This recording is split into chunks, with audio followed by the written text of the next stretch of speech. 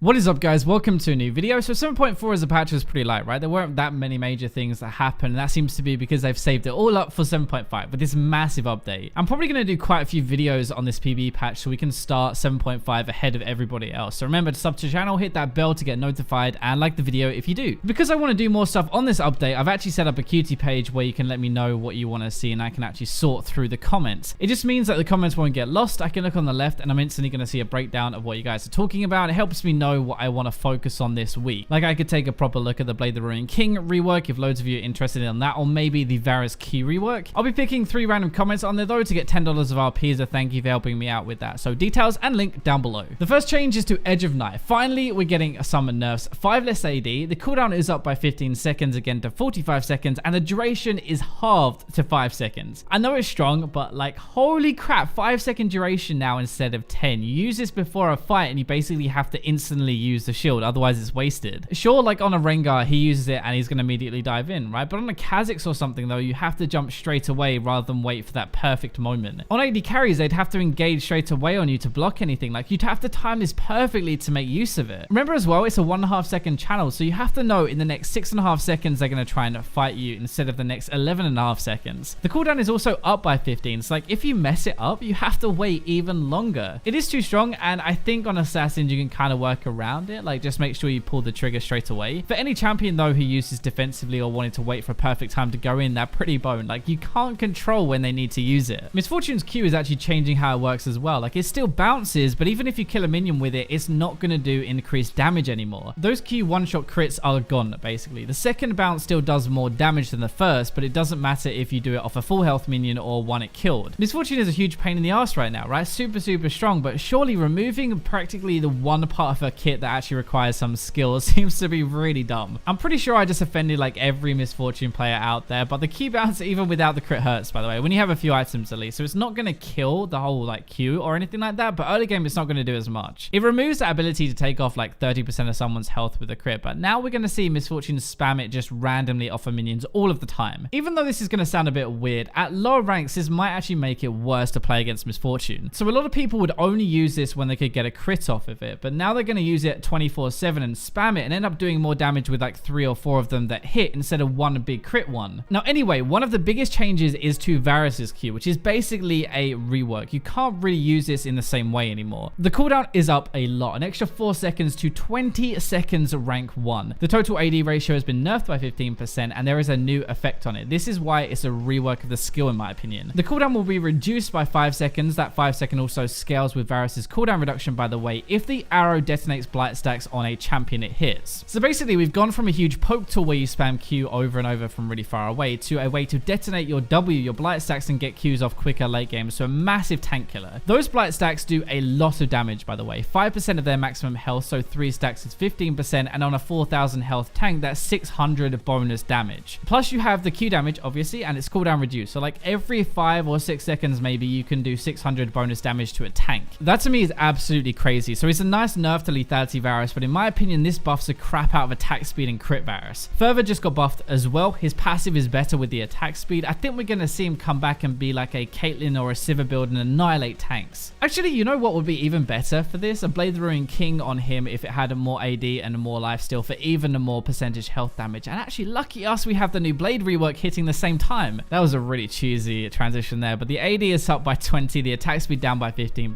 lifesteal up 5%, and 5 more on hit damage. The active isn't going to heal us anymore. It does 100 magic damage rather than 10% of maximum health damage. So the good part of this is more AD, which makes it much better as a first item in the lane phase, like much better. That helps our abilities where a lot of our early damage comes from, CSing and our early game impact. It also fits into crit builds a bit better now with a more AD on it. 5% more lifesteal is really good, especially considering number 1, it used to be 10% and Bloodthirst was 20%, so half it, which sucked. And 2, the lifesteal applies from the percentage damage Bork does as well. So it's actually a very big increase. 5% means a lot more. It has more on hit damage, which is really good for heavy attack speed builds as well. But the middle ground is the new active. It's 10% maximum health loss, so it sucks versus tanks, but 100 magic damage is better versus carry targets. The bad side of the rework is the self-heal is gone, 15% less attack speed. It sucks for late game a little bit more because of that. Now this is going to be so good for champions like Yi, Shyvana, as well as AD carries bot lane. Any like attack speed champion could probably use this. In my opinion, we might even see more Blade the Ruined King, Shiv / Runas, and then Infinity Edge builds builds to come up for a auto attack champion like Tristana or Vayne, for example. So moving on to a Ryze change, this might not seem like a ton, but I think it's actually going to really hurt. So your W Rune Prison root duration has been lowered to half a second from 1 second, so they cut that in half. Now there's two things. Number one, remember he just got 20% knocked off his Q damage late game, which sucks ass as well. That's going to make this 2 nerfs in a row. And also remember, with Flux on a target, so your E, it doubles the root duration. If it's going to double, it's now only a second instead of 2 seconds. That is a lot to lose. You can't engage as well with that. You can't hold them in place and trade. Like, he needs some time to kill people, right? And it cuts that time and lets them run away or turn on him so much easier. I think Riot are kind of back to hitting Ryze over the head with repeated nerfs because he's too strong at high elo. Kind of unlucky, I guess, if you play Ryze. It must mean it's time for another Ryze rework, right? That's sarcasm, by the way. I hope they don't rework the new Ryze. Let's move on to a LeBlanc change. It might not end up like this, by the way. This is how far they're prepared to go to mess with a power level, but it's a bit on the extreme end at the moment. So a Q is being changed. The damage to minions has been increased again, doubled actually from 40% to 80%. So it looks like 156 rank 5 instead of 78. That sounds really good, right? Your wave clear has been buffed a little bit, but actually the AoE is down quite a lot. Almost 100 damage off of her W rank 5, and her R and W is down 150 rank 3. So damage to minions with Q is up. That's great, but damage to everything with W is down. That kind of hurt. That's 250 actually off her W and ultimate W if you use them both together for AoE damage. If you hit that on 4 people in a team fight, your team just lost 1,000 damage overall. When you think of it like that, that really hurts. The wave clear with your Q is basically there to compensate the damage loss on your W, I think, if you use that instead. But overall, that is a lot of damage gone on her kit. So let's move on to the Aatrox rework. Finally hitting the PBE now as well, so we can see what it's actually going to look like. The main thing is his passive has been fully reworked. So I'm going to try and sum this up and make it as simple as possible. You fill a blood well using your abilities, which each give 20% of it. At a full blood well, you gain a blood rush buff for 4 seconds. Even though it's for 4 seconds, if you deal or take damage from enemy champions, it completely fills the well and refreshes that 4 seconds again. When you're in a blood rush, you gain 25% of your base AD. You gain between 20 and 50% attack speed, and if you die during it, he revives over 3 seconds and gains back 30% of his health, and that revive has a cooldown of 3 to 2 minutes. So basically, you stack this up, you go into a rage for 4 seconds, you fight people, you do more damage, and if you die, you revive. His other abilities are slightly different, so the Q doesn't cost any health anymore. It does less base damage, but it has a better scaling with your AD. The W heal part is more base. It scales with missing health, so you heal more when you're low. For the damage part, it doesn't cost health anymore, but you have less base damage and scaling as well. The E has been buffed though, so lower cost, damage is up, you do physical and not magic. The slow scales with the rank, and also the slow duration is down a bit. His ultimate is going to stay the same, so overall it should be better late game, right? Your E will do more damage, you'll heal in a similar way to Olaf, if you want to think of it like that. A lot of his gameplay is going to revolve around his passive though, and now fighting at the right times. You punish him when he doesn't have his passive, but you get punished when he does. It's hard to tell what this really means without actually playing him, because his passive is something brand new. It can easily be abused, I think, but probably super strong with the rest of his kit. Especially when he gets low, I think finishing him off and actually killing him is going to be super hard with some lifesteal. Now let's go on to another item rework though. This patch is full of reworks. This time it's Doran's shield. The total gold is now 400, so down 50, and that means 2 pots into lane instead of 1 now. The health is up by 20. The health regen is 100% of base health regen now, which is better for tanks basically. There are 2 brand new things on it though. So you 200% of base health regen for 10 seconds when you take damage from an enemy champion, and also you deal 5 bonus damage to minions. They have removed the block though, so the 8 damage reduction from attacks and spells. So overall, I think this is a pretty big buff for beefy top laners. An extra pot is great, more health regen as well. To put health regen in perspective, by the way, Ryze has a 5 to 14 roughly health regen base. Shen has 8.5 to 21.3. So like per minute of the lane, that's roughly an extra 36 health recovered for Shen. And obviously percentage bonuses mean more with a higher number as well. It's actually much better for tanks and bruisers in my opinion. Like I definitely think this is going to make it easier to play versus ranged champions like Jason Quinn as well. If you think about it, they're going to hit you and do quite a little bit of damage, but then you're going to regen it back up over the next 10 seconds anyway. Now there are a few more champion changes though, just to round out this video. The first one is the Fizz. The QAP ratio is up 20%. Your W bleed duration down 1 second. The mark duration is actually down 2 seconds as well. The ultimate is like quality of life things. It's not going to attach onto people as easily, and also if you miss, the ground attach has been removed. You can't really throw it into team fights and have some dumbass walk over it to pick it up anymore basically. It seems like they want to take power away from his W, move it onto his Q, and his burst potential a little bit higher, especially later into the game. It is weird though, because W and R are getting nerfed. 20% ratio is nice on Q, but why nerf a subpar champion anyway? I guess actually they're not really reducing the damage values on his W, so it's not that bad, but he does a lot of damage now. His W especially, I guess they're reducing the window you can do it in, but I don't think he's that strong and he needs to get hit or anything. Speaking Speaking of 2 champions who do need to get hit though, Quinn, first of all, her E. The cooldown is going up 3 to 1 seconds depending on the rank, and the mana cost is up 20 at every rank. You don't max this first, so you are looking at 3 seconds longer for a good part of the game, which makes her lane phase weaker and team fights a little bit. But to be honest, it's her combo that's the problem. You fly in, you do damage, you vault, you auto Q, and they die. That is why Quinn is broken, because she one-shots with that flying combo, and this doesn't fix that. She has like the highest win rate top and mid lane at the moment. She's even decent in the jungle, so I think they're going to have to nerf her a bit harder than this if they really want to make a difference. Same for talent actually. The Q damage is down early by 20, then it levels out to live rank 5. The W is the same thing. The cooldown 2 seconds up at rank 1, and then it levels out to live rank 5. They're definitely targeting the lane phase, that's really obvious, but we're going to have to see his passive change though. This is not on there right now, but apparently according to Rito, there will be a passive nerf coming later in the cycle. So far, I'd actually say talent has escaped these major nerfs pretty well, so we'll see if the passive changes that at all. Anyway, this was a massive update, and hopefully you guys now are up to date with this. That was really awkward. Let me know what you think. Thanks for watching, but for now, let's go to the robots.